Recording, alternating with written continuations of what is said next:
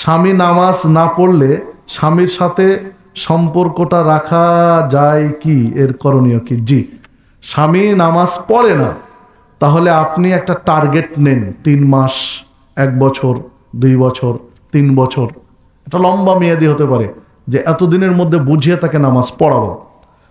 সর্বোচ্চ চেষ্টা করলেন, আপনাকে আল্লাহ যতটুকু সাধ্য দিয়েছেন চেষ্টা করলেন নামাজ পড়ানোর জন্য, টার্গেট ফেল, 3 বছরও কাজ হলো না এবং কোনো আশাও দেখছেন না, তাহলে এই স্বামীকে খোলা করে আপনার অন্য জায়গায় বিয়ে করাটা ইসলাম বলে।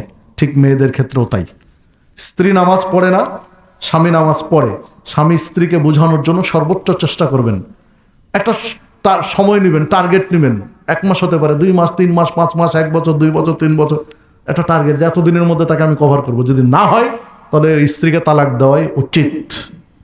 কারণ এখানে আর অ্যারাবিয়ানদের মাসালা খুব কঠিন। অ্যারাবিয়ানদের মাসালা অনুযায়ী যে তালাক দেওয়া লাগবে না, তালাক এমনি হয়ে গেছে, অটো তালাক। যে নামাজ পড়ে না সে কুফরি করে, তো কাফের আর মুসলিমের মধ্যে বিয়ে টিকবে না, তাকে বুঝিয়ে যদি না হয় তাহলে অটো তালাক হয়ে গেছে, তালাক দেওয়াই লাগবে না, এটা অ্যারাবিয়ানদের মাসালা।